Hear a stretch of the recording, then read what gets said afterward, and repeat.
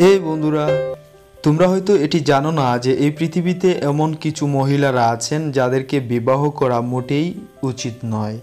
তো মায়াজালের আজকের এই ভিডিওতে আমরা জানবো যে কোন ধরনের মহিলাদেরকে বিবাহ করা উচিত না। প্রথমত আমরা যে বিষয়টি জানবো যে কোন ধরনের স্ত্রীলোকদেরকে আমরা বিবাহ করতে পারবো না, কেনই বা তাদেরকে আমরা বিবাহ করব না।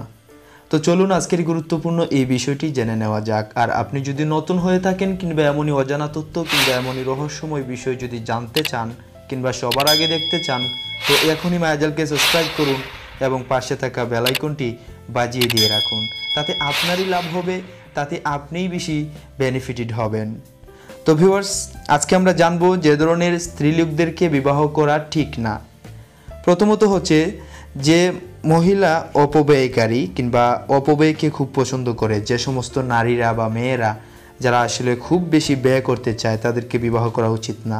দ্বিতীয়ত হচ্ছে যে স্ত্রীলোক কর্কশ ভাষায় কথা বলে, যে এমন কিছু মেয়েরা আছে যারা খুব কড়া মেজাজের হয়ে থাকে, খুব কর্কশ ভাষায় কথা বলে থাকে, তাদেরকেও বিবাহ করা ঠিক না। আর তৃতীয়ত হচ্ছে অন্যের তালাকপ্রাপ্ত স্ত্রী। এমন অনেক মহিলারা আছেন যাদের হয়তো বিয়ে হয়েছে কিন্তু পরবর্তীতে তালাক দিয়ে দিয়েছেন। ওই তালাক দিয়েছে যাক যে স্ত্রীলোককে, ওই স্ত্রীলোককে আপনি আবার বিয়ে করবেন না।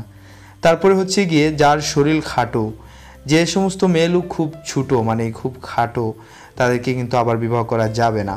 তারপরে হচ্ছে যারা মানে যাদের চুলগুলো খুব ছোটো ছোটো ছেলেদের মতো চুল, ওদেরকেও বিবাহ করা ঠিক না।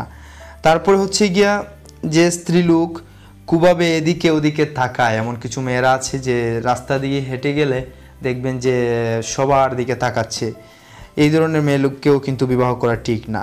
তারপরে হচ্ছে যে ঝগড়া প্রিয়, এমন অনেক মহিলারা আছে যারা আসলে ঝগড়া করতে খুব ভালোবাসে, আর অলরেডি আসলে ঝগড়া ছাড়া কোনো নারী দেখা যায় না আজকাল সমাজে। সবাই ঝগড়া বিবাদের সাথে আসলে তাদের খুব একটা ইন্টারেস্ট, তারা ঝগড়া বিবাদ ছাড়া থাকতেই পারে না। দুই তিনজন এক জায়গায় বসে গেলে যে কোনো একজন ঝগড়া সৃষ্টি করেই দিয়ে, এটা আসলে খুব নতুন কিছু না।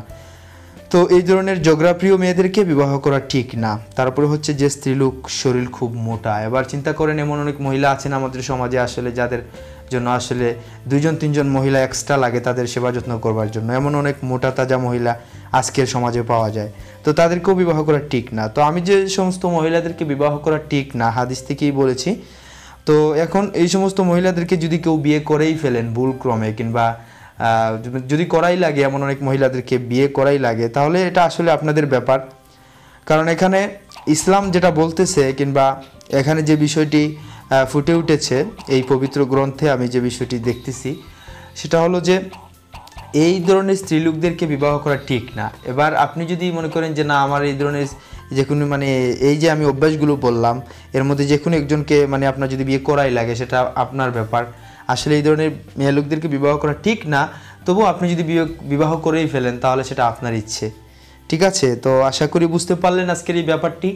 তো এই বিষয়গুলো নিয়ে আসলে অনেকের মন্তব্য থাকতে পারে, স্বাভাবিক, অনেকেই অনেকভাবেই কমেন্ট করতে পারেন।